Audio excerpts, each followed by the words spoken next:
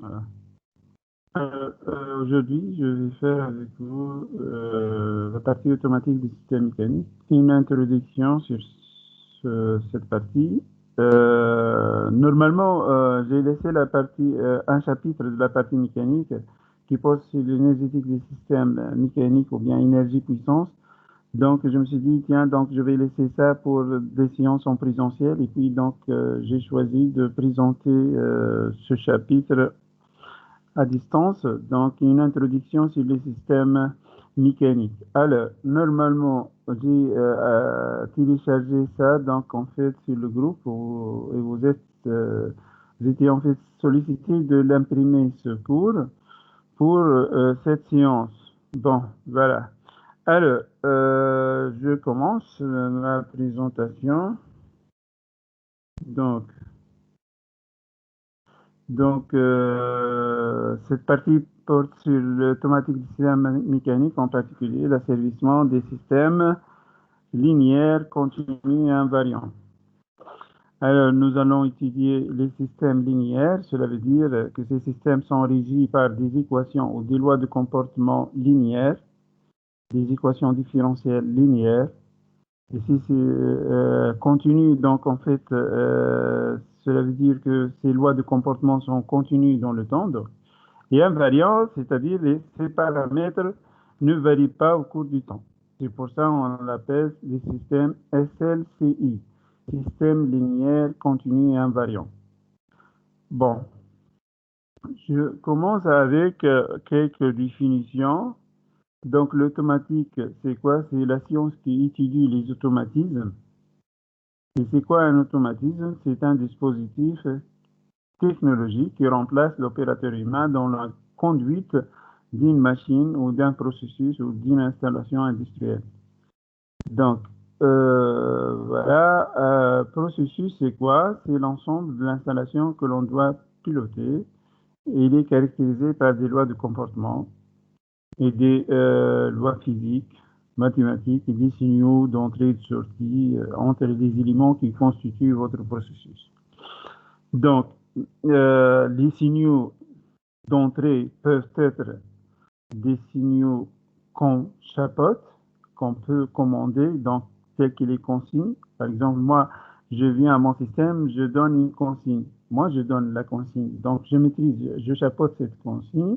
Et, ou bien, il y a des signaux d'entrée qui ne sont pas commandés et ce sont généralement les perturbations qui viennent malheureusement de l'extérieur, qu'on ne peut pas en fait les chapeauter, mais qu'on peut pallier à ces perturbations. Donc, et il y a les signaux de sortie, ce sont généralement les réponses du système, ou bien les réponses de chaque composante, la sortie de chaque composante, ou bien la sortie du système dans sa totalité, qui est la réponse du mon système. Bon, bref, ce sont quelques définitions. Donc, si j'avance, je peux me baser sur un exemple pour comprendre un tout petit peu, c'est la notion de l'asservissement. Donc, moi, je me base ici sur un bras de robot Maxfit, ça existe dans le labo. Donc, c'est un prototype. Là, donc, en fait, vous avez toute une chaîne d'énergie. Là, il y a un moteur, rédacteur, un transmetteur système VC-Crew. Et puis, donc, vous voyez ici le bras. Le bras, il va essayer de rattraper une position imposée par l'opérateur. Donc, par exemple, le bras est à l'état initial à 0. Je demande que donc, ce bras rejoigne la position, disons, 45 degrés. Et donc, la consigne, c'est 45 degrés. Et la réponse du système, ça dépend. Est-ce qu'il va me donner 45 ou bien 40 ou bien un peu plus ou bien il va osciller un tout petit peu autour de cette position. Donc, de toute façon, il y en a plusieurs réponses possibles. Donc, bien évidemment, il faut quand même, par la suite, nous allons voir comment pallier à ces problèmes, donc comment améliorer les performances du système.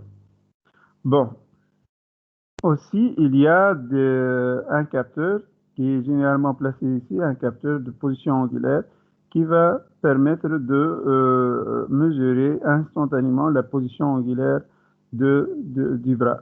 D'accord? Donc, regardez comment ça fonctionne. Voilà, donc il est en train de changer de position. Et cette position, donc en fait, dépend de la consigne imposée par l'opérateur. Je répète, voilà, il a changé de position. Il a changé de position. Donc en fait, la consigne vient de l'opérateur et le système, donc la chaîne d'action directe, la chaîne d'énergie, donc va agir afin de répondre à la consigne demandée par le système. Et comment je peux savoir que mon système atteint cette position? Donc c'est à l'aide d'un capteur qui est placé ici, qui permet instantanément de mesurer la position angulaire. D'accord? Donc ça, c'est un exemple basique et ça existe même dans le labo. Si nous aurons du temps, donc en fait, je peux vous présenter ça. Donc, donc voilà, j'avance. Bon, je peux aussi vous donner un autre exemple. L'exemple d'une machine frigorifique que vous connaissez tous. Hein, que vous connaissez tous, c'est l'exemple de frigidaire. Donc, une machine frigorifique que vous utilisez souvent, c'est placé dans la cuisine. Donc là, si on rentre, on ouvre la porte, on ferme, on ouvre, on ferme. Et après, on entend que le moteur tourne. Donc pourquoi? Parce qu'on a créé en fait une perturbation dedans. D'accord? Ça aussi, c'est un système asservi. Donc, il assure la régulation de la température à l'intérieur de cette machine. Là, voilà, j'ai pris un autre exemple, c'est l'exemple d'un four électrique. Là, je vais dans ce diapo mettre l'accent sur la notion de la consigne, la notion de la perturbation et la notion de la réponse. Et on essaie de faire la différence entre ces trois termes. Alors, la consigne, c'est la consigne imposée par l'opérateur. Il y a ce qu'on appelle consigne opérateur, qui sera traduit en une consigne système compréhensible par le système lui-même. Parce que, par exemple, si vous prenez ce four, vous prenez ce four et vous venez ici, vous dites ça c'est mon four, voilà, ça c'est bien. Moi, je vais donc imposer une consigne de température de 150 degrés Celsius. Mais réellement, 150 degrés Celsius, c'est mentionné ou bien écrit sur la tôle ici. Alors, comment, donc en fait, c'est plutôt ici. Comment mon système, qui est le four électrique, est capable de saisir que vraiment l'opérateur a demandé 150 degrés Celsius alors que cette température est écrite sur la tôle.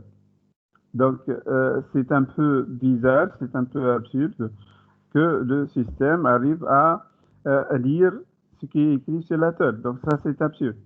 Donc, qu'est-ce qu'il y a derrière ce bouton, ce potentiomètre? Donc, réellement, c'est un potentiomètre ou bien ce qu'on appelle un transducteur. Euh, c'est un système qui permet de traduire la consigne opérateur en un signal électrique. D'accord? Par exemple, moi je demande 150 degrés Celsius. Cet appareil va me donner l'image en tension qui correspond vraiment à 150 degrés Celsius. Alors, comment faire ça? Donc, généralement, on se base sur des potentiomètres. Vous savez ça? Ça, c'est un potentiomètre qu'on utilise souvent. C'est un diviseur de tension. Il est basé sur les lois physiques. Vous pouvez même chercher la, la, la, la tension de sortie en fonction de la tension d'alimentation. Donc là, vous aurez VS est égal RBC sur RAB plus RBC fois la tension d'alimentation. De toutes les façons, on peut au bout du fil chercher à linéariser ou chercher la loi de comportement de ce potentiomètre. Vous voyez? Et du coup, je peux prendre plusieurs points de mesure et pour chaque point de mesure, je peux mesurer la tension et je peux mesurer la position angulaire. Et donc, je peux linéariser. Donc, en fonction, je peux en fait de trouver la loi qui relie la tension de sortie en fonction de la position angulaire. Et en fonction de ça, je trouve comme si, donc en fait, la tension IC égale K fois la position angulaire. Mais la position angulaire, je peux par la suite l'étalonner pour savoir qu'est-ce que ça va donner comme température à la sortie de mon système. Bref, c'est ça la philosophie. Donc, je me base sur un transducteur pour pouvoir traduire donc la consigne opérateur en un signal électrique. Et puis, donc, cette tension d'alimentation, UC, c'est la consigne système, va alimenter le système pour faire fonctionner le système. Et finalement, je récupère la réponse θc. Malheureusement, si j'ouvre la porte ici et je referme, donc il y aura création. Il y a création d'une perturbation. Il y a une perturbation nécessairement, fuite thermique par exemple, et du coup, le système est perturbé. Et ça, c'est une entrée secondaire. Est-ce que je peux chapeauter ça ou bien modéliser ça? Oui, je peux peut-être modéliser, mais malheureusement, toujours les fuites thermiques existent. Mais comment pallier à ça? On verra bien plus tard comment pallier à ces perturbations. Voilà, donc là, j'ai mis l'accent sur la notion de la consigne, perturbation et réponse. Bon. Alors, là, je vais parler d'un système en boucle ouverte. Il y a deux systèmes. Un système qui fonctionne en boucle ouverte, c'est-à-dire il n'y a pas de bouclage entre l'entrée et la sortie, c'est-à-dire je ne peux pas récupérer instantanément l'information sur la sortie du système, c'est la réponse du système, et un système en boucle fermée, donc là il y a un bouclage entre l'entrée et la sortie, et du coup je peux contrôler la réponse du système. Je vais me baser sur un exemple basique. Bon, réservoir chauffé. Ce que vous avez devant vous, c'est un système très simple. Donc, ça marche, il fonctionne convenablement. J'ai une vanne ici. Vous voyez, ici, j'ai une vanne. Donc, cette vanne, voilà, permet de gérer quoi? Le débit qui est de T. Donc, le débit qui est de T, c'est le débit du fluide calorifique qui va circuler dans le circuit. Le débit, c'est la quantité d'eau ou la quantité de fluide qu'on peut récupérer au bout d'une durée donnée. C'est en litres par seconde, en millimètres cubes par seconde. Donc, en fait, c'est un volume par seconde.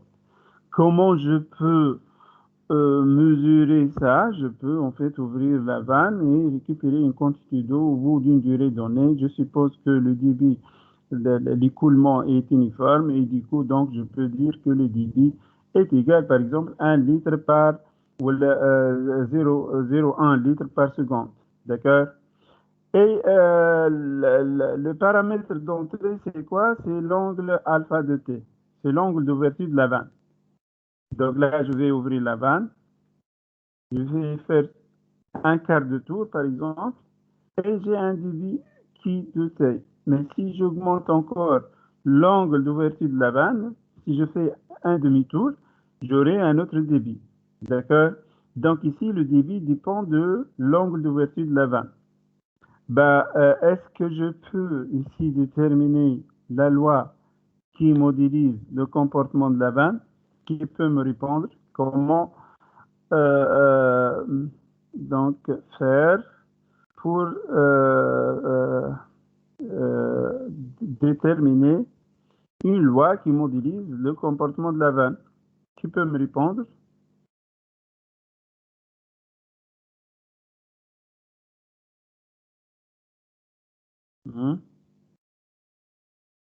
Qui peut me répondre sur cette question? Alors, je viens, je vais chercher les étudiants qui sont là, voilà. C'est tout. Après, oui, j'étais en train de parler.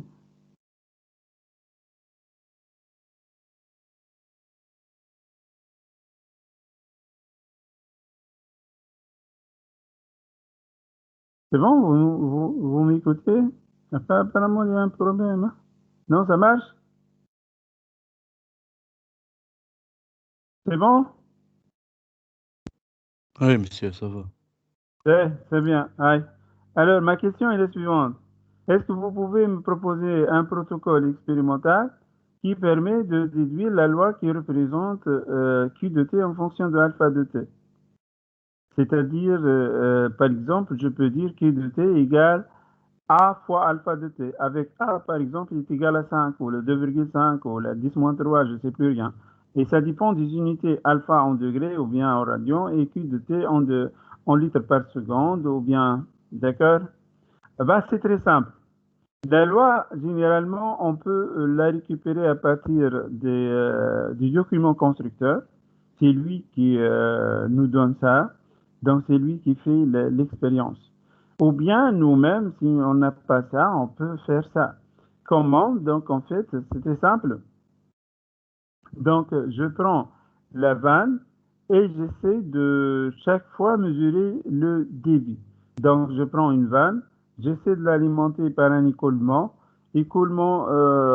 uniforme. Donc, en fait, et puis je récupère au bout de 10 secondes, par exemple, une quantité d'eau pour un angle, par exemple, de 10 degrés. Puis, je récupère une autre quantité pour 20 degrés, un angle d'ouverture de 20 degrés. Ainsi de suite, je répète ça dans plusieurs points de mesure. Et puis, je vais essayer de tracer donc une courbe expérimentale qui représente Q de t en fonction de alpha de t. Et puis, j'estime que c'est une loi linéaire, ou bien je peux la linéariser autour d'un point de fonctionnement et je peux dire, voilà, donc en fait, la loi de comportement de mon système. D'accord? Bon, bref. Ça, c'est un élément c'est un élément du système. C'est la vanne. D'accord? Puis, j'ai un échangeur de chaleur. Un échangeur de chaleur, c'est cet élément. C'est cet élément, c'est un système mécanique qu'on peut le trouver, donc en fait, qui permet de chauffer le fluide entrant et là, je peux récupérer une température θ1 de t. Donc l'entrée de l'échangeur de chaleur ici, c'est Q de t et la sortie, c'est θ1 de t. D'accord? Et le deuxième élément, c'est un réservoir qu'on voit ici. L'entrée, c'est θ1 de t et la sortie, c'est θ de t. D'accord? Donc, mon système ici est formé par trois éléments. Donc, une vanne, principalement. Une vanne, là, c'est la sortie θ de t. Donc, une vanne, et un échangeur de chaleur et un réservoir. Maintenant, le problème qui se pose est le suivant. Une fois que j'assure une température à l'intérieur de la vanne, à l'intérieur, pardon, du réservoir, et puis j'ouvre la porte de ce réservoir, ou bien évidemment il y a des fuites thermiques, donc la température chute et moi je suis dans mon bureau, je ne sais plus rien là-dessus. Donc là, je n'ai pas l'information instantanément qu'il y a une variation de la température à l'intérieur du réservoir. Et du coup, donc là, comme si le système, il fonctionne en boucle ouverte. D'accord? Il fonctionne en boucle ouverte. D'accord? Donc, un système est en boucle ouverte lorsqu'on n'a aucune information sur la sortie. L'opérateur ne peut pas élaborer une stratégie d'ajustement pour obtenir la sortie désirée. Ben, alors, donc, j'espère que la situation ici est claire. Donc, il n'y a pas de bouclage entre l'entrée. Pour nous, l'entrée ici, c'est l'angle d'ouverture de la vanne. Et la sortie, la température à l'intérieur du réservoir. Il n'y a pas absolument de bouclage. On va essayer ensemble d'améliorer ce système pour rendre ce système en boucle fermée. Notez bien qu'un système en boucle fermée, c'est un système assez vite. D'accord? Monsieur, Oui. ouvert معناها ما جاش يصلح البرتيرباسيون اللي تعملت. ما نجمش يصلح البرتيرباسيون اللي اتعملت والا aussi il peut continuer à travailler infiniment. Donc, il n'y a pas d'ajustement. Je ne peux pas ajuster. Si je demande à un robot à rejoindre une position, je fais fonctionner la chaîne d'énergie et lui, il continue infiniment. Alors que moi, je veux, par exemple, 45 degrés. Il n'y a pas donc la possibilité d'ajuster la sortie et il n'y a pas aussi possibilité de pallier aux perturbations. Donc, il n'y a pas absolument de bouclage entre l'entrée et la sortie. Je continue avec cet exemple. Donc là, l'opérateur, il est là pourvu que ça marche, son système, il fonctionne, mais je n'ai aucune information sur la sortie. Je suis aveugle. Donc l'opérateur, il est aveugle par rapport à la sortie du système, par rapport à la réponse de son système. Essayons de passer à l'amélioration du système. Comment peut-on améliorer le système pour le rendre un système en boucle fermée? D'accord? Maintenant, je veux améliorer mon système. Qu'est-ce qu'on va rajouter au système précédent? Qu'est-ce que je vais rajouter? Comment je vais l'améliorer en fait? Avez-vous une proposition? Qu'est-ce que je rajoute pour l'améliorer? Donc toujours, je garde le même système. J'ai une vanne, j'ai un échangeur de chaleur et un réservoir. Qu'est-ce que je vais faire? نحطوا Bah, كابتور في الريزرفوار. autocapteur sur réservoir. Très bien. Avant ça, je vais changer la vanne. C'était une vanne basique. Donc, moi-même, j'interviens pour donc, manipuler cette vanne, pour ouvrir la vanne, pour augmenter le débit. Maintenant, non, je vais plutôt motoriser la vanne. Je vais utiliser une vanne motorisée. D'accord? Parce que moi, je ne vais pas à chaque instant intervenir pour augmenter ou bien diminuer le débit. Est-ce que tu viens de comprendre? Donc, je vais tout d'abord penser à utiliser un actionneur qui va remplacer l'opérateur. Un actionneur qui va remplacer l'opérateur dans la manipulation de la vanne. En fait, dans la gestion du débit de fluide calorifique. En fait, en réalité, dans la gestion de la température qui est à l'intérieur de la vanne, qui est à l'intérieur du réservoir, pardon. D'accord? Donc, je vais utiliser une vanne motorisée. Et pour ça, je vais rajouter un élément. C'est le moto-réducteur. C'est un moto-réducteur, c'est un moteur suivi d'un réducteur. Donc là, j'ai amélioré un tout petit peu la chaîne. Donc, j'ai rajouté un moteur et j'ai rajouté un réducteur à la vanne. D'accord? Bien. Puis, je vais, comme tu as dit, je vais insérer un capteur. Je vais insérer un capteur dans le réservoir. C'est bon? Pourquoi? Pour avoir une information instantanée sur la température du réservoir, à l'intérieur du réservoir. Instantanément, je peux donc contrôler la température à l'intérieur du réservoir. Donc, je vais utiliser un capteur. Mais le capteur, c'est quoi? C'est un transducteur. Le capteur ne va pas me donner une température, il va me donner l'image de la température. Là, il y a une température, effectivement, mais le capteur, qu'est-ce qu'il va me donner?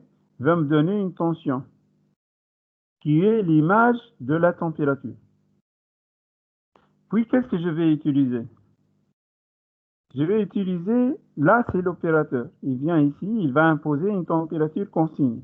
Par exemple, il va imposer une température de l'ordre de 35 degrés Celsius ou bien 80 degrés Celsius. D'accord? C'est-à-dire, je veux une température de l'ordre de 80 degrés Celsius à l'intérieur du réservoir. Là, il va utiliser un truc. Ici, ce qu'on a appelé tout à l'heure un staminere. Qui est allé tout à l'heure. Ça, c'est quoi? C'est un? Allez, qui peut répondre sur ça? C'est un transducteur. Je l'ai dit, en fait, c'est un potentiomètre, mais j'ai dit, en fait, c'est un transducteur. Je reviens. Donc, c'est important, ces notions. Alors, je reviens là où j'ai présenté un peu consigne, perturbation et réponse. Là, j'ai dit, en fait, la consigne opérateur est traduite en une consigne système à l'aide d'un transducteur. Le transducteur peut être, par exemple, un potentiomètre, ou bien évidemment, toute autre chose qui permet de traduire, elle est basée sur des lois physiques, qui permet de traduire une grandeur physique en un signal électrique. D'accord? Donc là, voilà, donc je continue. Donc en fait, là, ça marche pas, on n'est pas d'accord sur ça. Puis le système, il est en boucle ouverte. On a essayé d'améliorer, on a changé la vanne, on a motorisé la vanne. Et puis j'ai rajouté donc dans ce cas un moteur suivi d'un réducteur. Puis j'ai rajouté un capteur qui permet de donner instantanément l'image de la température. Notez bien que c'est l'image, c'est pas la température elle-même.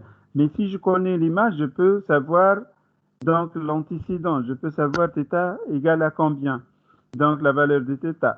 Et puis un opérateur qui va imposer la température θc, donc qui sera traduite aussi en un signal électrique. Donc moi si je dis 40 degrés Celsius, donc là cette valeur, cette grandeur physique n'est plus compréhensible par mon système. Il faut la traduire en un signal électrique. Vous savez, en fait, on peut sommer deux tensions. On ne peut plus, en fait, sommer, par exemple, une température. Enfin, le système ne comprend pas absolument la valeur de la température, mais plutôt il peut comprendre l'image de la température. Donc, qui est un signal électrique. Vous savez aussi, certes, vous avez utilisé dans vos cours de physique les ampliopes, les amplificateurs opérationnels, pour faire des sommateurs ou bien soustracteurs. Donc là, vous allez sommer quoi? Vous allez sommer les tensions électriques. D'accord? Donc, voilà. Donc, qu'est-ce que je vais rajouter encore? Est-ce que maintenant mon système est en boucle fermée? Qui peut me répondre? Est-ce que mon système maintenant est en boucle fermée? Non, il n'est pas encore en boucle fermée. Il faut continuer. Alors, qu'est-ce que je vais rajouter? Moi, qu'est-ce que j'ai récupéré? J'ai récupéré UMS qui est l'image de la température et j'ai récupéré UC qui est l'image de la consigne. Et là, je vais comparer UC à UMS. Vous voyez, je rajoute un comparateur ici. Un comparateur qui permet de donner à la sortie UC moins UMS. Vous voyez ici, c'est UC moins UMS. Ben maintenant, si UC égale UMS, cela veut dire quoi? En quelque sorte, si epsilon de t qui représente l'écart égale à 0, cela veut dire quoi? Qui peut me répondre?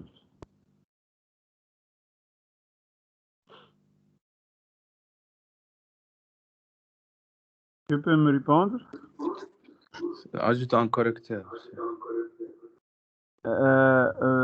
Bon, ma question est la suivante. Je répète, on a changé la vanne, donc cette vanne est donc maintenant motorisée. J'ai rajouté un moteur suivi d'un réducteur. On a placé un capteur et puis la consigne donc, de l'opérateur est traduite en un signal électrique. Puis on a dit qu'on va comparer ces deux.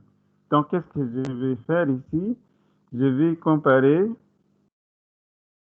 la UC à UMS. UC à UMS, UC c'est l'image de θc et UMS c'est l'image de θ. Vous voyez? Maintenant, si UC moins UMS égale à 0, cela veut dire quoi? Cela veut dire que θc égale معناش θ. perturbation. La perturbation existe, mais là, à cet instant, θc égale à θ. Si par la suite je trouve que UC est supérieur à UMS, cela veut dire quoi? Cela veut dire que la température à la sortie θ est inférieure à θc. Et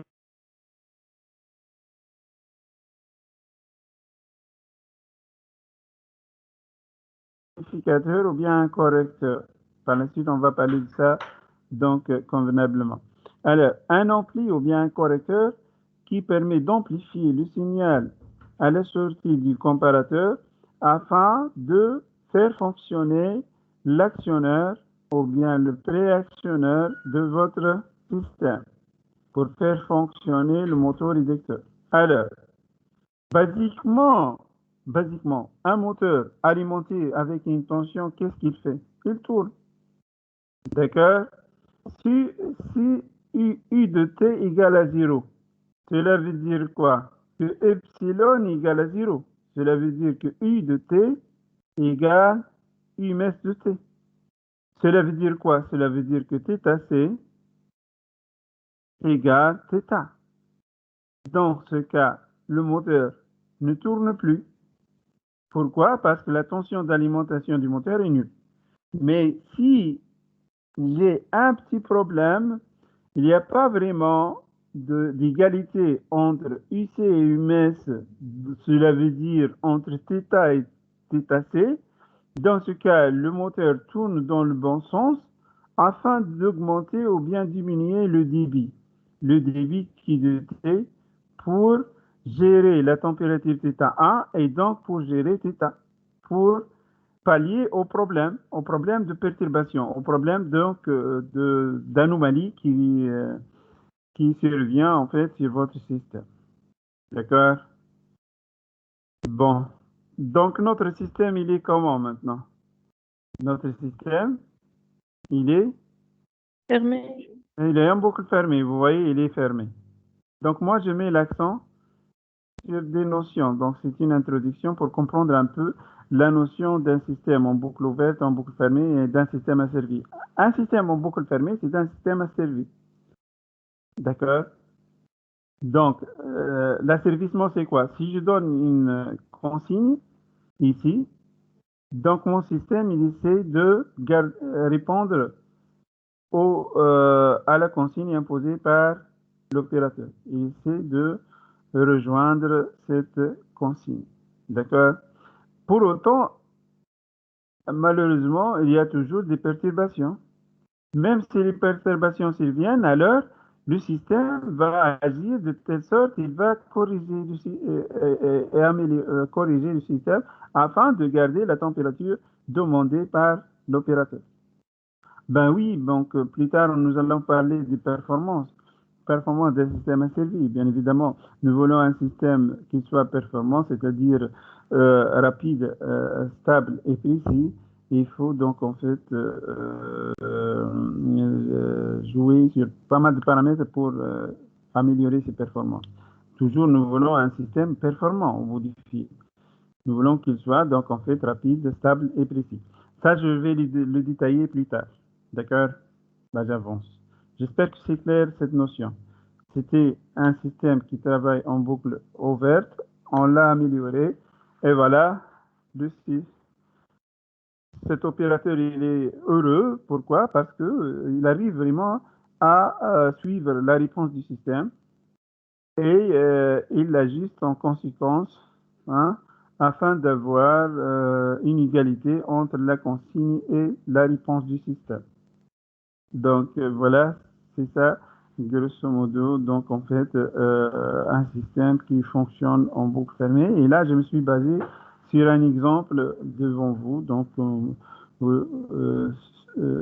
qui porte en fait sur ce réservoir chauffé. Bon. Là, je vais présenter un schéma général d'un système asservi. Le schéma général d'un système asservi. Donc, schéma général. Alors, d'une manière générale, tout système asservi peut se ramener à ce schéma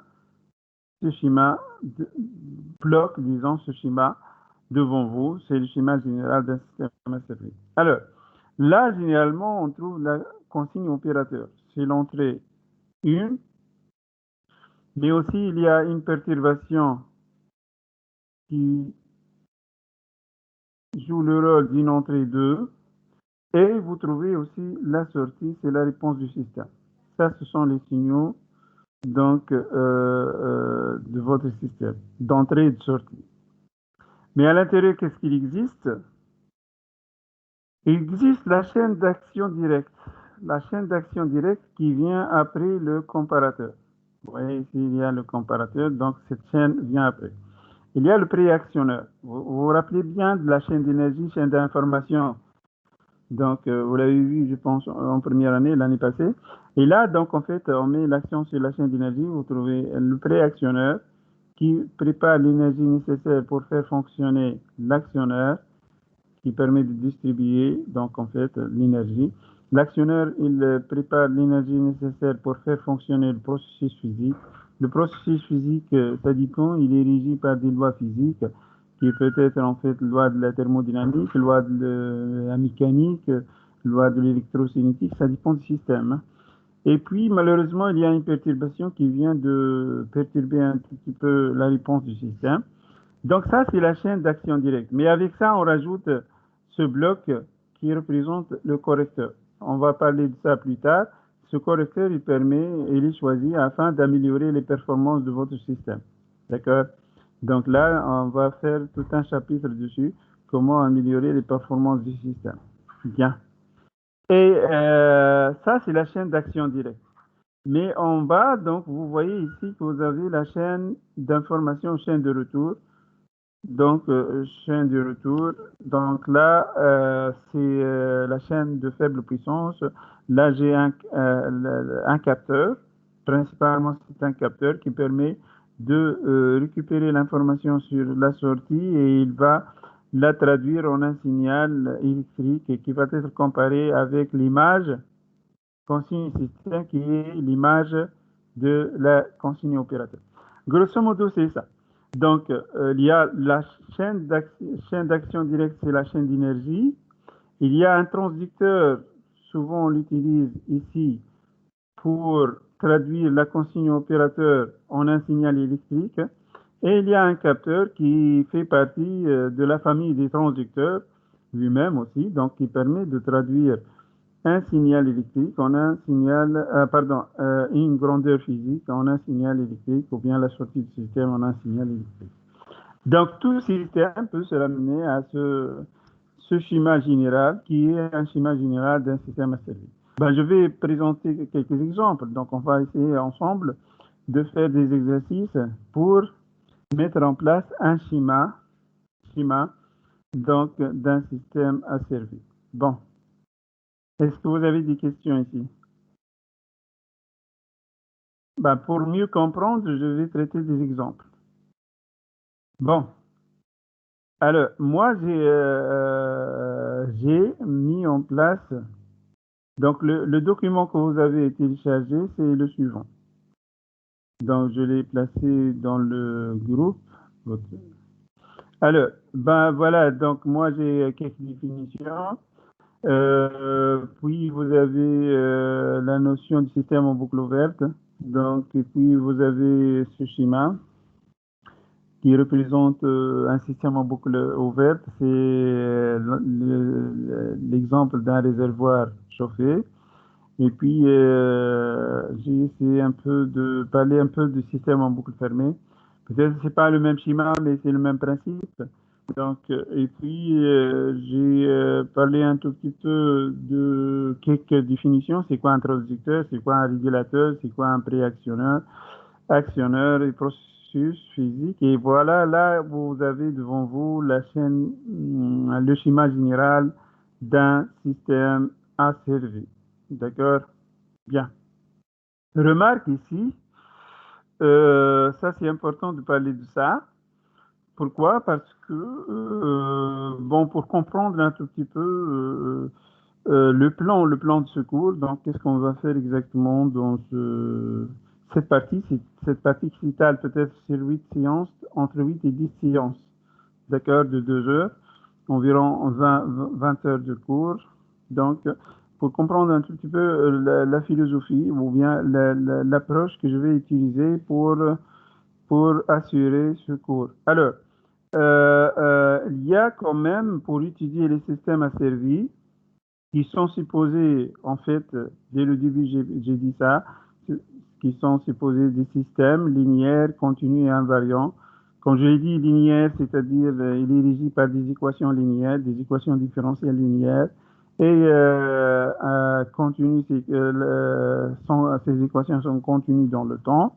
Et puis aussi invariant, cela veut dire que les paramètres du système ne varient pas au cours du temps. Donc voilà, mais pour vraiment, je sais très bien que l'étude des systèmes asservis pour vous c'est nouveau, c'est la première fois que vous entendez parler de ça, et du coup j'aurai besoin de quelques outils pour pouvoir aborder en fait l'étude des systèmes asservis. Donc, je vais présenter les séances à partir de cette séance, en fait. Donc, on va réserver 2-3 séances pour maîtriser un tout petit peu les outils qui permettent d'étudier un système asservi. Alors, les outils sont les suivants. Alors, les outils sont les suivants. Donc, je vais présenter tout d'abord la transformée de Laplace. La transformée de Laplace, c'est un opérateur mathématique, c'est un outil mathématique qui permet en fait de traduire les équations différentielles qui sont généralement la bête noire des étudiants, donc on trouve du mal à résoudre des équations différentielles. Et du coup, donc, on utilise cet opérateur, c'est grâce à cet opérateur, merci Monsieur Laplace, qui permet de traduire ces équations différentielles dans le domaine de Laplace, et du coup, ces équations deviennent des équations polynomiales, des polynômes, et je pense manipuler des polynômes, c'est beaucoup plus simple que de résoudre des équations différentielles. Et je vais présenter ça aujourd'hui. Donc, vous allez voir que c'est un outil indispensable pour étudier les systèmes asservis. Ben, je ne vais pas faire une leçon de mathématiques, mais plutôt je vais vous montrer les propriétés qu'il faut utiliser et je vous explique comment on l'utilise en tant que ingénieur pour pouvoir résoudre des problèmes d'asservissement. D'accord? Puis, je vais parler aussi d'un deuxième outil qui est indispensable aussi, c'est la détermination de la fonction de transfert. Je pense que vous l'avez vu l'année passée dans les filtres, comment vous déterminez les fonctions de transfert d'un filtre. H de J oméga est égal S de J oméga sur E de J oméga. C'était donc en fait pour les filtres. Mais nous, donc en fait, on va déterminer ça dans le domaine de Laplace et on appelle ça H de P qui est S de P sur E de P. P, c'est quoi? C'est le paramètre de Laplace. D'accord?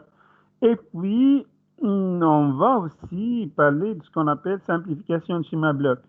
Ben, ça, c'est un schéma bloc, le schéma général, et il faut pouvoir aussi déduire la fonction transfert à partir de ce schéma bloc. Donc, pour nous, un système est complexe, il est composé de plusieurs éléments, et là, chaque élément possède une fonction de transfert puisqu'il y a un signal à l'entrée et un signal à la sortie, et du coup, donc, chaque élément a une fonction de transfert, et si je parle du système global, là, il faut vraiment déterminer la fonction de transfert globale et comment faire pour simplifier donc ces schémas blocs. Et puis, je vais mettre l'accent sur un outil indispensable, c'est le diagramme de Bode. Comment représenter très rapidement le diagramme de Bode. Éventuellement, je vais aussi présenter le diagramme de Nyquist et le diagramme de Black. Mais ce qui est indispensable pour moi, c'est le diagramme de Bode. Il faut très rapidement représenter et lire un diagramme de Bode. Je sais très bien qu'on l'avait fait aussi en physique, mais c'était avec des fonctions de transfert simples. Vous avez une seule pulsation de coupure, ou bien si vous avez un système second ordre, vous avez deux pulsations de coupure. Nous, non, on peut avoir en fait plusieurs pulsations de coupure et il faut très rapidement faire le tracé asymptotique et le tracé réel de votre système. D'accord? Voilà. Maintenant, je vais revenir à mon système, à la présentation. Je reviens ici. Donc, je répète, tout système asservi peut se ramener à ce schéma général. Alors là, on vous demande je vais vous demander de mettre en place le schéma général de ce système. C'est bon? Vous avez devant vous un vérin. Donc, l'exercice, il porte sur l'asservissement en vitesse. d'un vérin hydraulique. La vitesse de sortie de ce vérin est notée V de T. V de T, c'est la sortie de système. D'accord? V de T, c'est la sortie de système. Une électrovanne, vanne pilotée électriquement, considérée comme un distributeur hydraulique, délivre le débit qui dit T, qui alimente le vérin. La consigne de vitesse Vc de T est transformée en une tension IC de T à l'aide d'un transducteur. Cette tension est comparée à la tension Ims, délivrée par un capteur de vitesse, puis corrigée par un capteur. Tracez le schéma bloc. Tracez le schéma bloc qui est sous cette forme. Est-ce que vous avez compris ce que je viens de dire? Allez, vous êtes où? Vous êtes là. Bon. C'est bon? Vous m'écoutez? Ça va? شهاب شامخي لؤي مجري. C'est bon? معاك مسيو معاك. طب مش في معك. نعطيكم très bien. مش نعطيكم 2 minutes, 3 minutes. Là, c'est la réponse là. Je vais vous donner. Bon, voilà. Si vous voulez, vous notez ça parce que j'espère que vous avez déjà imprimé le document. Si vous l'avez déjà fait, donc vous avez les papiers devant vous et vous pouvez suivre ce que je viens de dire. Maintenant, l'exercice est le suivant. Essayez de répondre sur cet exercice. Donnez le schéma général qui modélise l'asservissement de ce vérin. Il faut savoir la consigne, c'est quoi? La réponse du système, c'est quoi? Et quelle est la perturbation? Est-ce qu'il y a une perturbation? A priori, il n'y en a pas. Ici, je n'ai pas parlé de la perturbation. Donc, il y a une consigne à l'entrée, une réponse, et puis le système étant beaucoup fermé, on a utilisé un transducteur, on a utilisé une chaîne d'énergie. Essayez de réfléchir un tout petit peu sur ça pour vraiment comprendre que la leçon est très bien réussie. Puis, je vais vous donner la réponse. D'accord? Et si vous pouvez partager éventuellement, vous pouvez, je ne sais pas, est-ce que vous utilisez vos téléphones ou bien vous utilisez des PC? Si vous pouvez faire ça très rapidement et vous pouvez partager ça avec moi, donc en fait, on peut discuter de votre réponse. D'accord? C'est bon, vous êtes d'accord? Ouais, مسيو واضح. Voilà, يعطيكم الصحة. J'attends.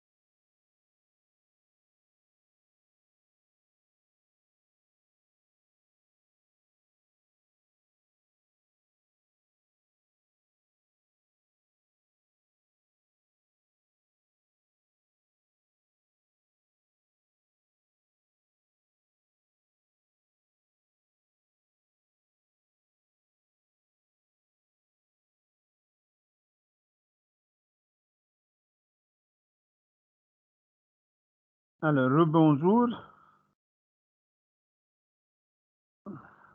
C'est bon, vous? C'est bon? Rebonjour. Louaï, Mejri. اسمع فيا؟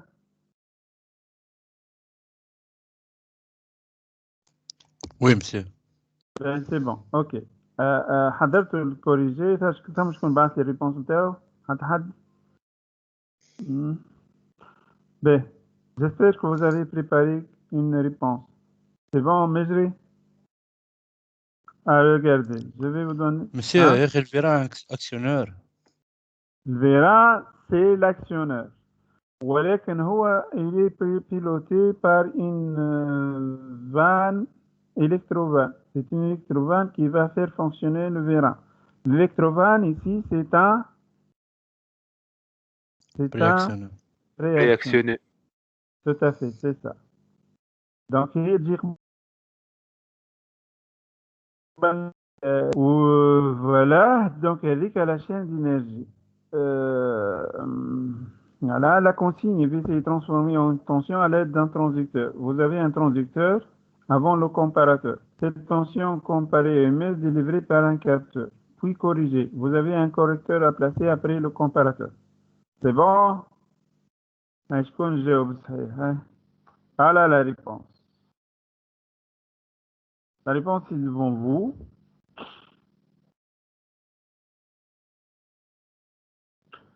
Ça, c'est le schéma général de ce système. Ça, c'est le schéma général de ce système.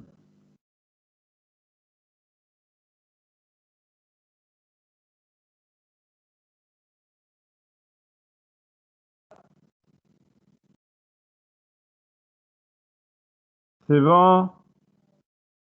Monsieur UDT هذيك شنو هي؟ U de T.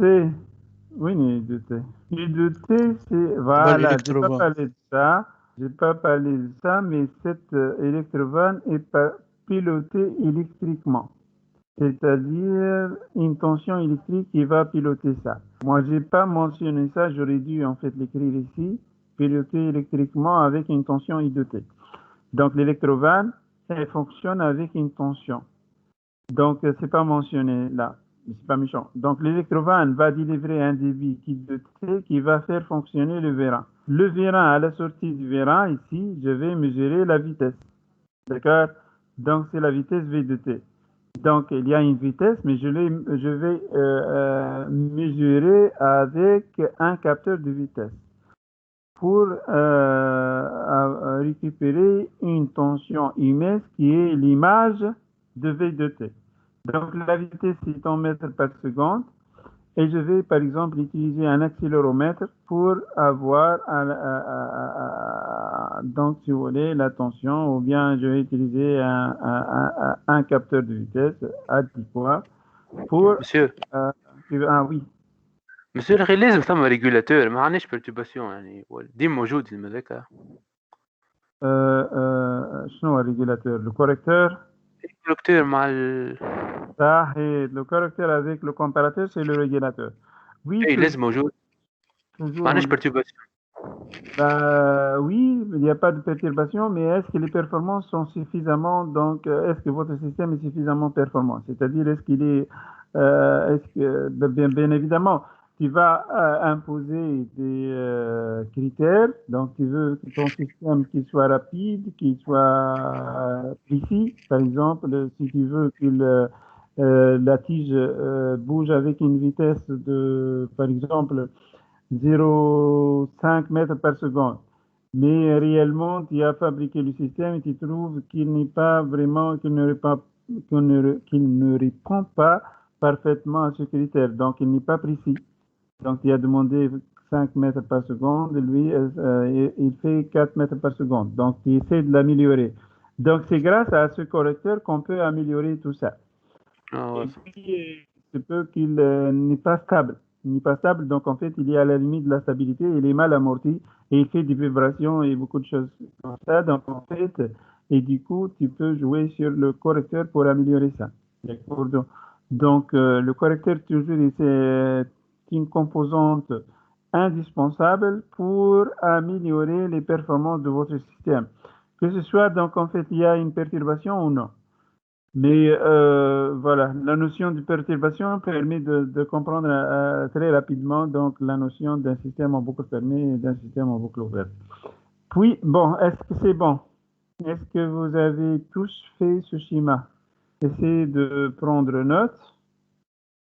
Ce schéma, donc en fait, c'est le premier TD d'ailleurs.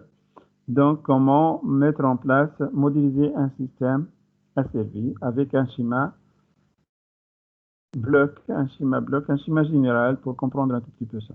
Ben, j'ai une petite question que j'espère que vous arrivez à me répondre là-dessus. Est-ce que vous pouvez me donner une idée sur la fonction transfert du transducteur? Ça, c'est le transducteur. Pouvez-vous me donner la fonction transfert du transducteur afin que, ou bien la question est la suivante, quelle relation faut-il avoir entre la fonction transfert du capteur de vitesse et du transducteur afin d'assurer un bon asservissement de vitesse? L'asservissement, c'est de vitesse. Comment choisir la fonction transfert du correcteur et du transducteur afin d'assurer un bon asservissement de vitesse? Je pense que c'est pas clair. Hein? epsilon de t لازم يقال à 0 différence 0 Bravo, bravo. Epsilon de t doit être égal à 0. Et donc, c'est-à-dire UC de t moins UMS de t égale à 0. C'est-à-dire UC égale UMS. l'entrée قد sortie. Ça, c'est l'image. UC, c'est quoi? C'est l'image de VC. Et UMS, c'est quoi? C'est l'image de V. Moi, je veux égalité entre VC et UV. C'est ça le bon asservissement. Je veux vous modifier la voir. C'est pas les images, mais c'est plutôt les deux grandeurs, la consigne et la réponse. Alors, il faut choisir la même fonction transfert pour le transducteur et le capteur de vitesse.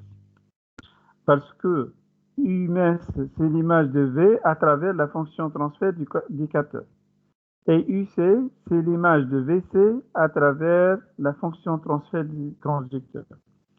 Si je vais choisir la même fonction transfert, dans ce cas, j'aurai un très bon asservissement. Pourquoi? Parce que si epsilon de t égale à 0, K fois VC moins V égale à 0, et dans ce cas, VC égale à V.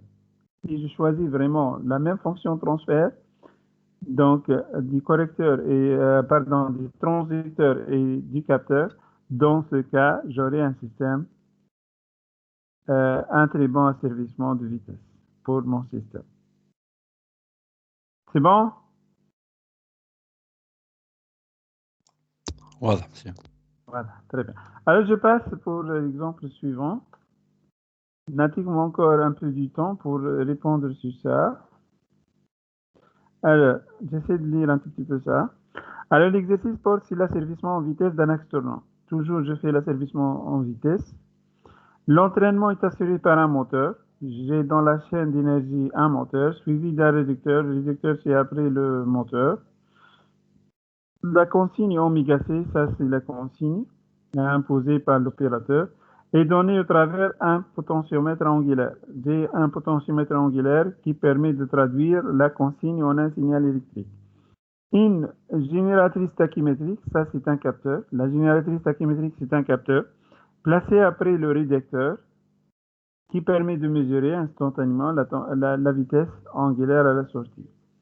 Donc, le signal délivré par la génératrice tachymétrique UMS est comparé à celui délivré par le potentiomètre IC, un amplificateur. Ici, on a utilisé un amplificateur à la place du correcteur. Un correcteur peut être un amplificateur. Placé après le comparateur, délivre un signal de commande. Alors, c'est à vous de mettre en place le schéma général de cet asservissement. Voilà, le système il est devant vous. Nous voulons en fait faire un asservissement de vitesse pour un axe tournant. Je vous donne donc 2 minutes pour mettre en place ça. C'est bon? Bien, monsieur. Ok.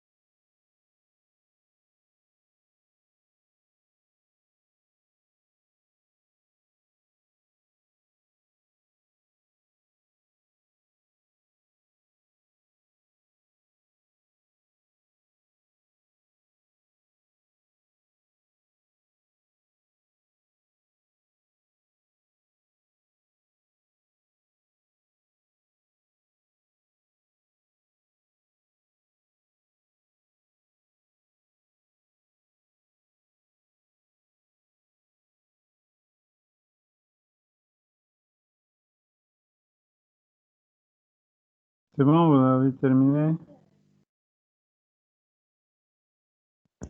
لحظة monsieur. Ok.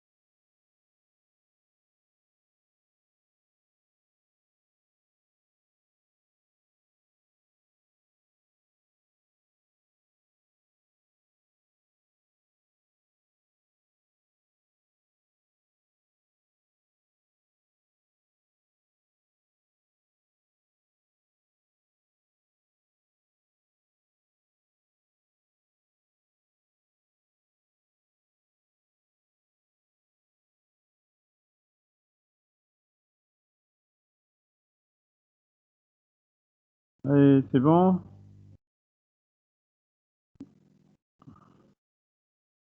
Je vous donne la réponse.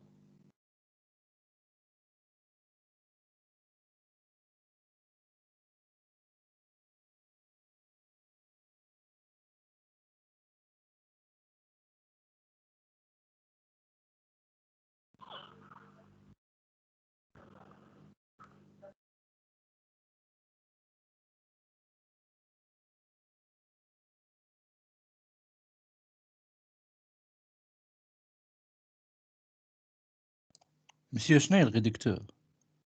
Réducteur, c'est un adaptateur de vitesse qui permet de réduire la vitesse. Alors, le réducteur. Je vais essayer de vous montrer un exemple de réducteur. Donc, c'est pas la peine de... Là, je vais essayer de voir.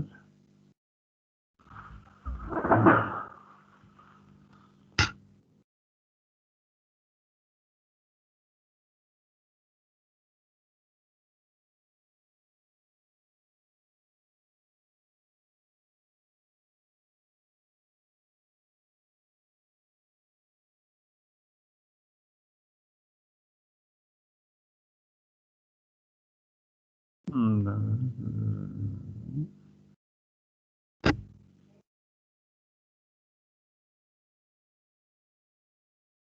réducteur est un transmetteur. Alors, je vais vous montrer ça. Voilà. Ça, c'est un exemple de réducteur.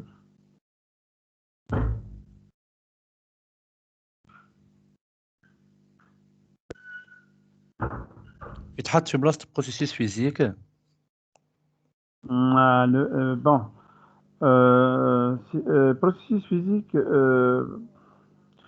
oublions ça, en fait, ça pourrait être autre chose, processus physique. Le tout, c'est un processus physique, c'est un système de transformation de mouvement qui permet d'adapter aussi le mouvement. C'est un processus physique, c'est un processus mécanique. Alors, peu importe. Ça fait partie de la chaîne d'énergie. Donc, le réducteur, vous voyez, il y a plusieurs éléments, en fait, des roues dentées. Là, vous allez voir la simulation. Le réducteur permet de réduire la vitesse. La vitesse d'entrée, c'est 1500. Et vous allez voir la vitesse de sortie. Ça, c'est l'entrée.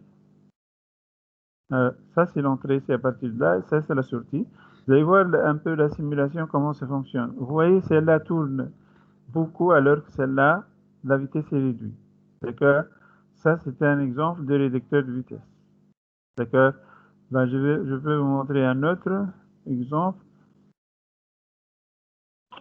Je peux vous montrer celui-là.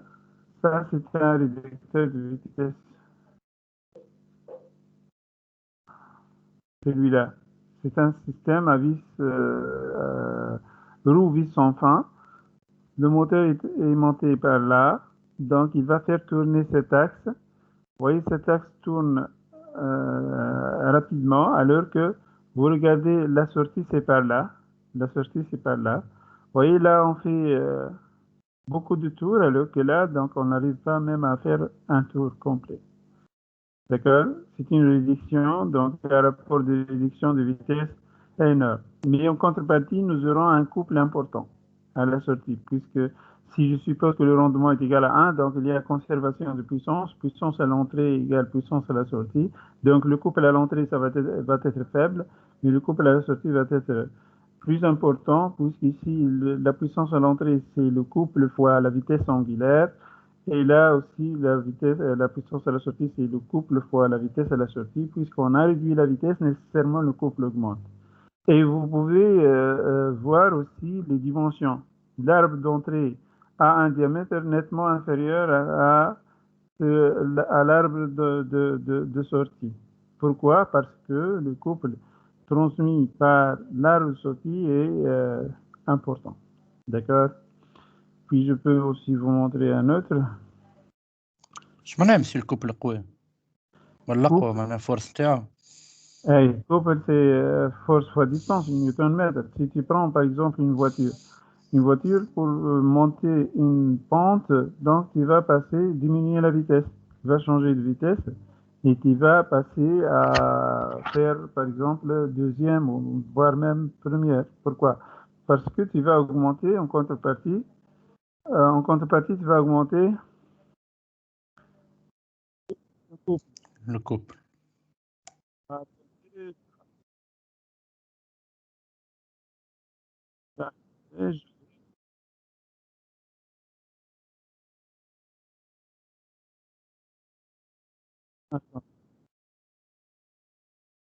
Je ne sais pas si vous écoutez cette vidéo ou non, le son de cette vidéo.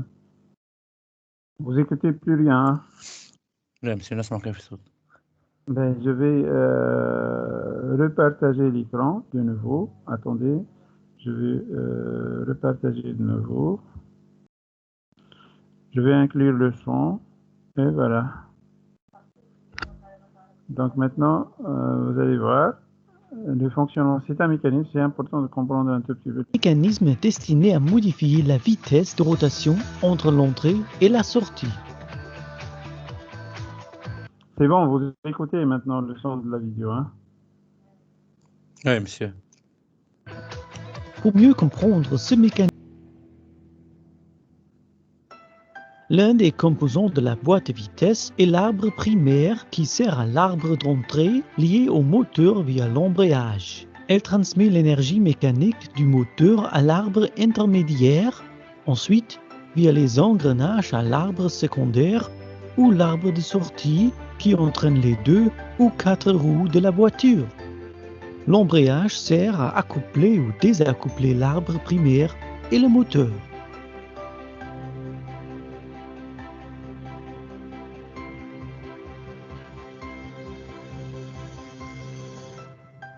Les pignons montés sur l'arbre primaire et intermédiaire sont des pignons fixes. Cependant, les pignons portés par l'arbre secondaire sont des pignons fous, c'est-à-dire qu'ils peuvent tourner sur l'arbre secondaire grâce au roulement à aiguille. Ce n'est que lorsque la vitesse correspondante est engagée que le pignon fou est relié à l'arbre secondaire via un baladeur avec un synchroniseur. Pour le premier rapport de transmission, il faut enclencher le baladeur et le pignon fou. Pour cela, le conducteur enfonce la pédale d'embrayage pour que le moteur ne transmette pas d'énergie mécanique à la boîte de vitesse. Une fois le pignon fixé, le conducteur peut relâcher la pédale d'embrayage et le moteur transmet l'énergie mécanique à la boîte de vitesse. Ainsi, la boîte de vitesse entraîne les roues de la voiture à l'aide des arbres. Pour passer en deuxième vitesse, le conducteur de la voiture actionne la pédale d'embrayage à nouveau. Puis, il peut passer en deuxième vitesse. Lors de ce processus, le synchroniseur permet préalablement au crabotage de synchroniser la vitesse du pignon et la vitesse de l'arbre secondaire. Le conducteur peut alors relâcher la pédale d'embrayage et conduire en deuxième vitesse. C'est aussi le cas pour les autres vitesses.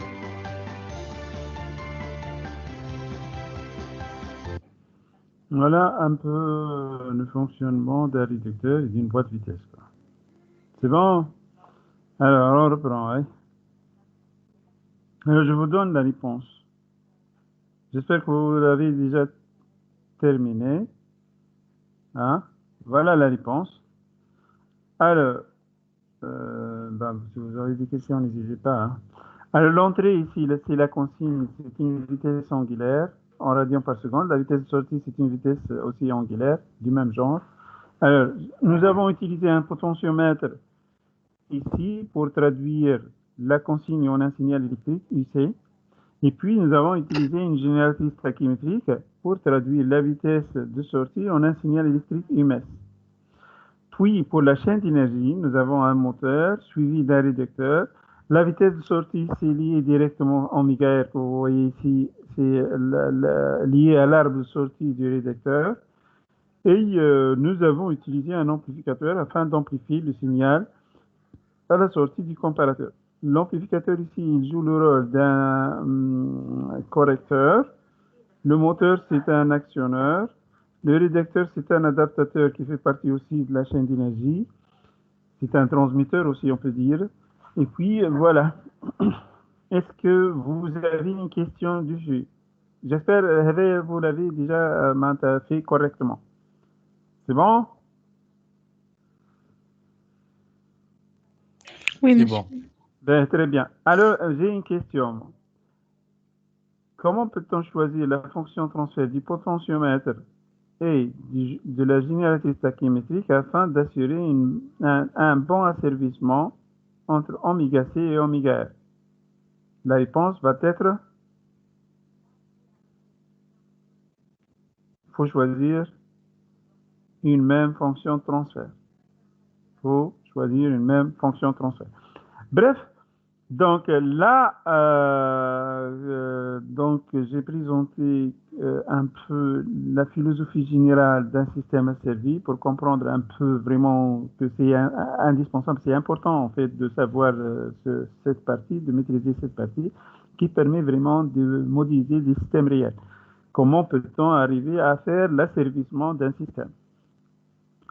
Bon, comme je l'ai dit tout à l'heure, nous aurons des outils nécessaires et indispensables pour étudier un système asservi. Donc, savoir déterminer, utiliser la transformée de la place, c'est une compétence que je vais développer aujourd'hui. Il faut aussi développer la compétence suivante, savoir déterminer une fonction transfert à partir des lois de comportement. Lorsque je dis loi de comportement, je veux dire des équations différentielles qui régissent le fonctionnement de votre système. Et il faut savoir aussi simplifier un schéma bloc. Un schéma bloc, ça ressemble un tout petit peu à ce que nous sommes en train de faire tout à l'heure pour les deux exemples. Donc, c'est un schéma bloc qu'il faut vraiment simplifier pour déduire la fonction transfert. Oui, il faut savoir tracer et lire les diagrammes de mode, chose aussi, c'est une compétence que je vais travailler aussi dessus pour pouvoir par la suite étudier les systèmes asservis. Mais aussi, il y a une autre compétence, c'est savoir identifier expérimentalement la fonction transfert. Donc ça, c'est aussi une compétence que je vais travailler dessus. Alors, je passe. Je vais commencer par le premier outil. Le premier outil, c'est la transformée de la place. Bon. À quoi ça sert? À quoi donc est utile cet outil, en fait, qui est un outil mathématique. Moi, en fait, réellement, je ne vais pas faire des études mathématiques comme vous la faites avec le prof de maths, mais en fait, je vais présenter la nécessité de cet outil qui est vraiment un outil indispensable pour étudier les systèmes asservis. Alors, nous avons deux domaines devant vous. Donc, en fait, le domaine temporel, c'est le domaine que, généralement, là, on modélise notre système. Donc, en fait, c'est en fonction du temps. Les équations différentielles qui régissent le fonctionnement de mon système, ce sont des équations temporelles en fonction du temps. Mais là, pour vraiment étudier le système dans le domaine temporel, donc on juge que c'est vraiment difficile de résoudre des équations et arriver à déterminer la réponse du système.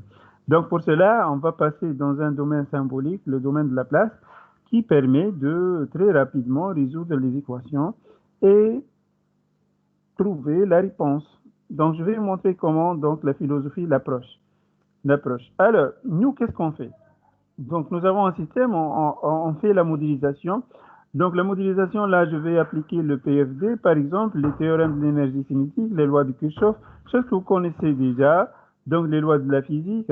Et là, je vais déterminer, donc, en fait, les lois de comportement de mon système. Mais ce sont, en fait, réellement des équations différentielles. Je vous donne un exemple.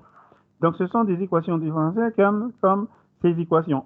Ça, c'est une équation déterminée à partir de la loi de Kirchhoff, la loi d'Emaille, oui, la loi d'Emaille. Ça, ce sont des équations électromécaniques. Ça, c'est une équation déterminée à partir du théorème du moment cinétique, chose que vous dites souvent en physique, théorème du moment dynamique. Moi, je dis, en fait, on l'a fait déjà. Le théorème du moment dynamique, c'est l'équation de mouvement, en quelque sorte. Vous vous rappelez bien, ça, c'est le couple. Ça, c'est le moment d'inertie. Donc, au bout du fil, donc, nous avons les outils pour déterminer ça. Donc, mais pour résoudre tout ça, donc, en fait, dans le domaine de dans le domaine temporel, c'est un peu difficile. Alors, qu'est-ce qu'on va faire? Donc, la solution, pour passer directement, c'est absurde. C'est impossible pour trouver la solution. Alors, qu'est-ce qu'on fait? On va appliquer la transformée de la place. C'est un outil qui permet de traduire ces équations différentielles dans le domaine de la place. Et les équations différentielles deviennent des équations polynomiales, des polynômes, en grand E de P et grand S de P. Là, il y a une convention de notation. Pour les variables dans le domaine temporel, on utilise des variables en minuscules dans les mesures du possible. Si j'ai E de T, donc la variable devient grand E de P. T, c'est la variable du pont. P, c'est la variable de la place. Si j'ai alpha, a priori, je garde alpha, donc en fait, mais on essaie d'appliquer dans les mesures du possible cette convention. Donc les variables dans le domaine de la place sont notées en majuscules, les variables dans le domaine temporel en minuscules. Et là, j'ai donné l'exemple des équations que j'ai présentées à gauche. U de t égale R I de t plus E de t. Donc la transformée de la place de U de t, c'est grand U de P, égale grand R, grand I de P plus E de P. puis E de P égale KE oméga M de P, donc oméga minuscule, grand oméga majuscule, ainsi de suite. Donc, je vais détailler ça, je vais vous donner les propriétés qui vous permettent de trouver ces équations dans le domaine de la place. Bon, bref, une fois j'ai fait ça, donc je me trouve avec des polynômes, et il n'y a pas vraiment des équatifs de dérivées secondes ou bien des choses comme ça.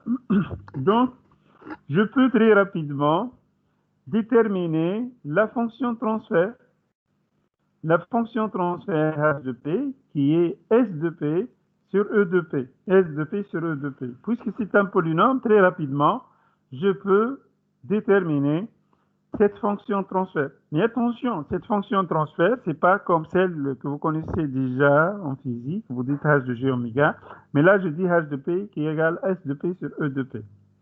Mais notez bien que P, dans le domaine de la place, c'est J oméga. Si je remplace P par J oméga, je retrouve ce que vous connaissez déjà en physique.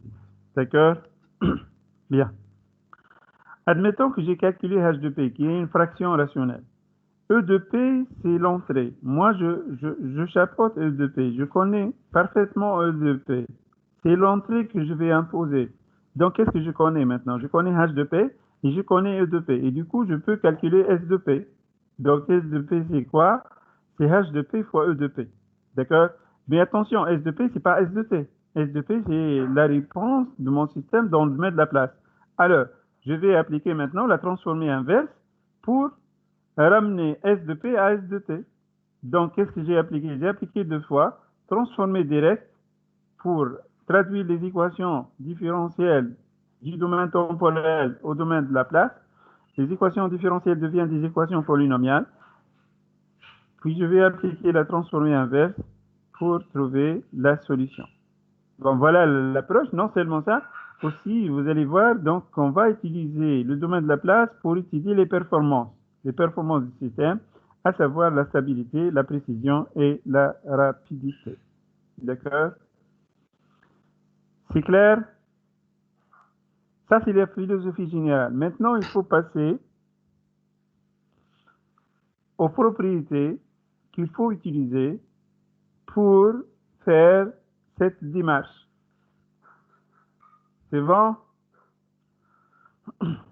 OK. Alors, ce qu'il faut savoir, bon, voilà, j'ai donné ici la définition, mais c'est pas vraiment indispensable pour nous, mais par respect, voilà la définition de la transformée de la place. La transformée de la place bilatérale d'une fonction f de t à f de t, donc la transformée de f de t donne grand f de p, c'est l'intégrale bilatérale moins l'infini plus l'infini de f de t exponentielle moins pt dt. Donc, p est un nombre complexe.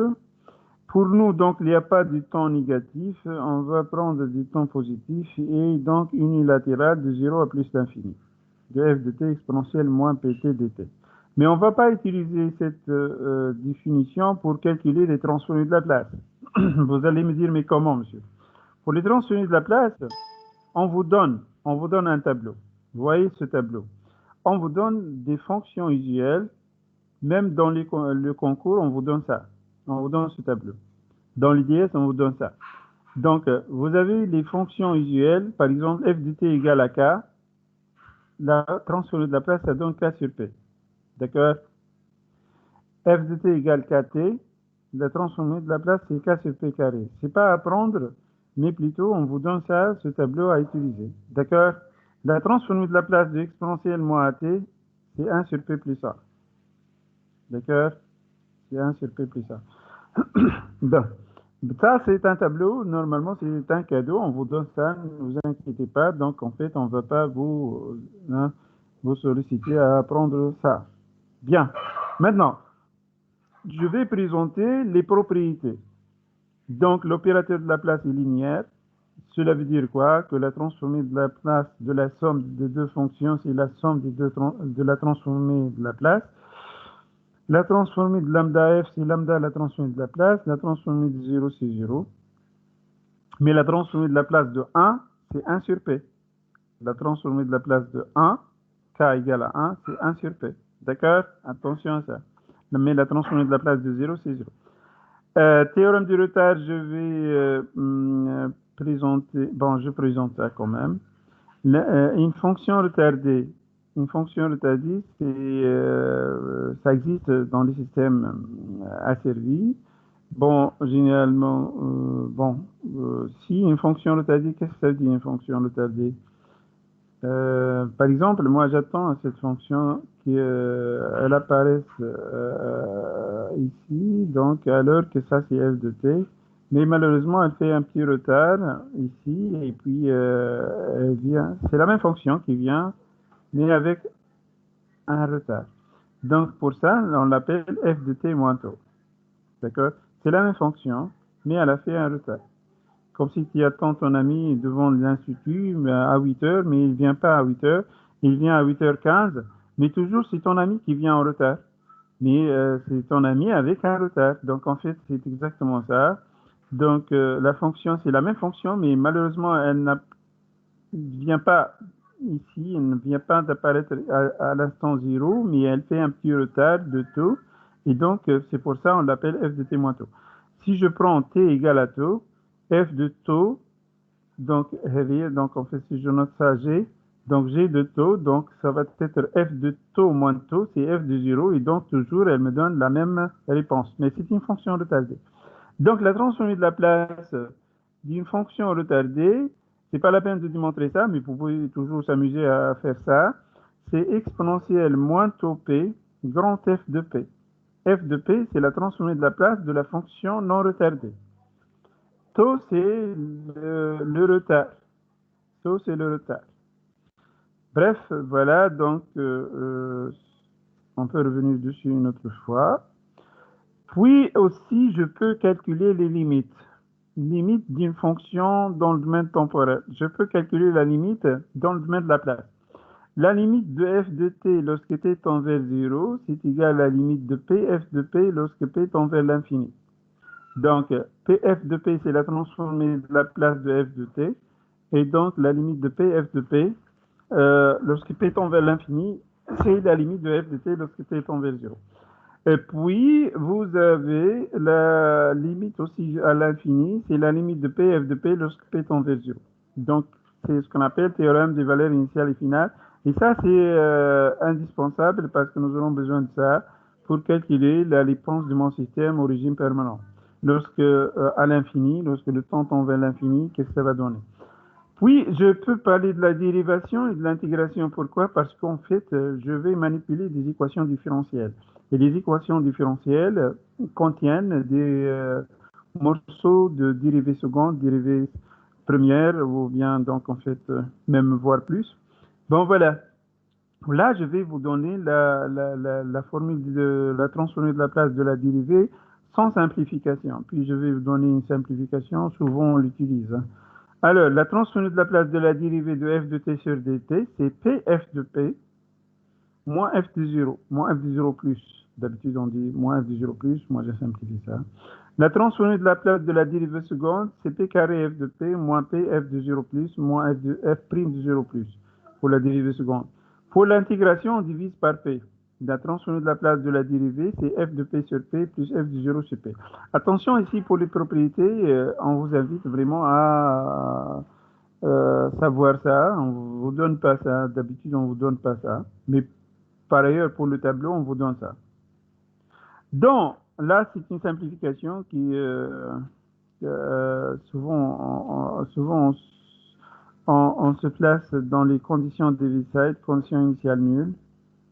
Et donc, la simplification du code soi-même, la transformée de la place de la dérivée, c'est pf de p, la transformée de la place de la dérivée seconde, c'est p carré f de p, et la transformée de la place de l'intégrale, c'est f de p sur p.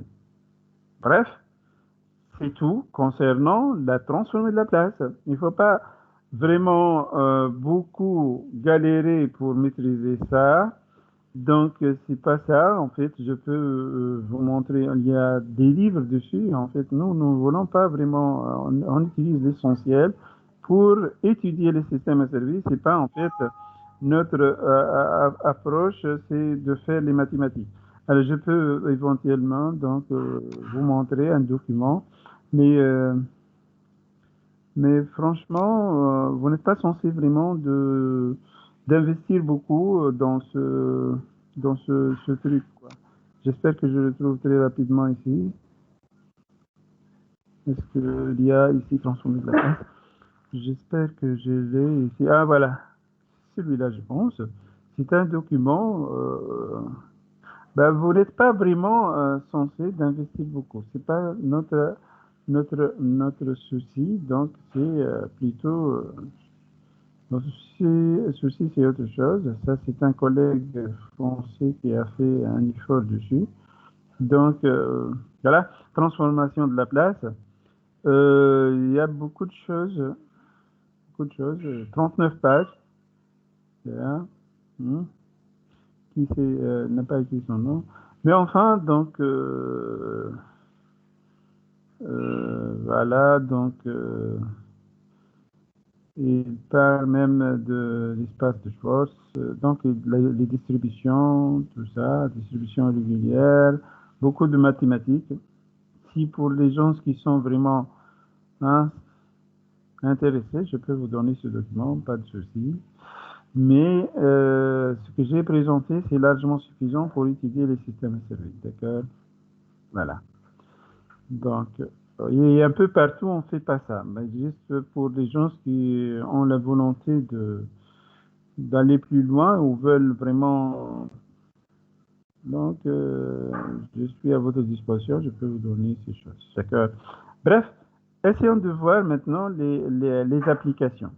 Ben, les applications, ce sont des applications basiques, vraiment basiques. Mais c'est pas ça ce qu'on va vous demander dans les sujets de concours. Hein. Mais là, juste, ce sont des applications directes pour pouvoir utiliser les propriétés et le tableau. D'accord? C'est un outil. Vous allez voir que c'est un outil. Donc, comme le tableau de multiplication, donc que vous avez, j'espère, vous avez beaucoup galéré en, pendant vos études primaires pour apprendre ça, mais au bout du fil, c'est un outil. La même chose, ça, c'est un outil pour nous, donc en fait, pour étudier les systèmes à service. Alors, ma première question est la suivante. Traduire, trouver les transformés de la place de la fonction suivante. Moi, j'ai supprimé d'autres, mais j'ai gardé celle-là. Ça marche super bien. Alors, f de t égale 3 exponentielle moins t moins exponentielle moins 2t. Plus tard, je ne vais pas faire ça. Hein. Mais voilà. Qui peut me répondre sur ça? Il nous reste 10 minutes, je termine ces applications et voilà. 3 sur P plus 1 moins 1 sur P plus 2. Oui, c'est ça. 3 sur P plus 1 moins 1 sur P plus 2. Pour l'exemple suivant, trouver les transformés inverses de la place. Une fois j'ai fait la transformée, ou bien je me trouve avec une fraction rationnelle de cette façon, comment je peux traduire ça dans le domaine temporel? Ben, plus tard, on va l'appliquer directement. Certes, on ne va pas vous noter des choses comme ça. Ce sont des outils. Alors, qui peut me répondre sur ça? La transformée inverse de 2 sur P plus 1 moins 4 sur P plus 3. Qui peut répondre sur ça? 2 exponentielle moins t moins 4 exponentielle moins 3t. Tout à fait, c'est ça. Alors, décomposition en éléments simples. Vous l'avez fait en mathématiques, en algèbre. En maths, la décomposition en éléments simples de quelques fractions rationnelles. Alors, la décomposition en éléments simples de f de p. Décomposer puis transformer, faites la transformée inverse. Parce que souvent, on fait ça. Mais donc c'est un outil. Donc, on ne va pas vous noter des choses comme ça. Peut-être l'année passée, vos enseignants de mathématiques ont donné même des DS sur ça, mais nous, donc, on va l'utiliser. Alors, comment je vais faire? La décomposition en éléments simples, donc f de p, c'est égal a sur p plus b sur p plus 1 plus c sur p plus 2. Puis je vais calculer a, b et c. Ben, je pense que vous pouvez calculer a, vous multipliez par p, pf de p, lorsque p égale à 0. Si vous prenez, vous supprimez ici p. Donc, si vous supprimez ici p, attendez, je vais essayer de faire ça. Donc, je vais essayer de faire ça. Voilà. pf de p Donc, si vous remplacez P par 0, vous trouvez que c'est égal à 1 demi. Puis, donc, si vous faites quoi maintenant? Pour calculer B, vous multipliez par P plus 1 pour P égale moins 1. Tout calcul fait, vous trouvez que c'est égal à moins 1. Puis, vous refaites la même chose avec P plus 2. Vous multipliez par P plus 2. Vous prenez P égale moins 2. Vous trouvez que c'est égal à moins 1 aussi, je pense. Vous pouvez vérifier vous-même. Et puis voilà, donc en fait, tout calcul fait, hein, je trouve ça. Donc, et puis la transformée inverse, ça devient beaucoup plus simple. La transformée inverse de 1 demi sur P, c'est 1 demi. Moins la transformée inverse de 1 sur P plus 1, c'est exponentielle moins T. Moins 1 sur P plus 2, c'est exponentielle moins 2T. Et voilà la réponse. Vous voyez, donc en fait, là, j'ai fait la passerelle de décomposition pour arriver finalement à déterminer la transformée inverse. Bien. Et puis, donc, résoudre l'équation différentielle suivante par la transformée de la place. Là, donc, en fait, c'est un outil qui permet de résoudre les équations linéaires. Attention, les équations linéaires, pour les équations qui ne sont pas linéaires, on ne peut plus, en fait, faire ça. Donc, comment je vais faire? Je vais traduire cette équation dans le domaine de la place. Là, donc, en fait, la transformée de la place de la dérivée du y de t sur dt, ça devient p y de t moins y de 0. D'accord? Et puis, moins 3y de t. Moins 3y de t, la transformée de la place de 3y de t, c'est moins 3y de t, égale 0. Donc, qu'est-ce que je vais faire? Je vais mettre y de p en facteur. Là, y de p en facteur. Ça devient y de p facteur de p moins 3 égale 6. Et donc, y de p égale 6 sur p moins 3. Et donc, y de t, c'est égal à quoi? La transformée inverse, c'est 6 exponentielle moins 3t. Chose que vous pouvez déterminer par la méthode classique. Mais voilà, juste là, ici, on est en train de jongler avec ces équations. D'accord?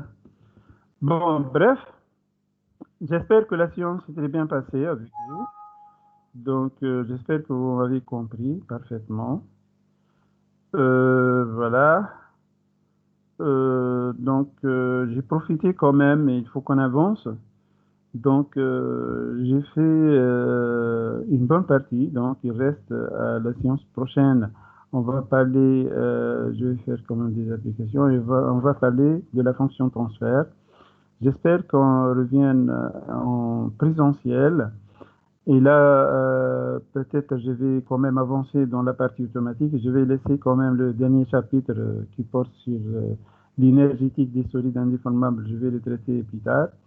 Donc quand même, on a fait une bonne partie qui porte sur on est arrivé à faire des problèmes de dynamique et ça c'est bien. Donc vous êtes maintenant en mesure de faire pas mal de sujets de concours concernant la partie. Et on essaie maintenant d'avancer donc dans la partie automatique. Alors, merci beaucoup. Donc voilà. Bonne journée, bon courage et voilà. Merci. Merci. Bye bye.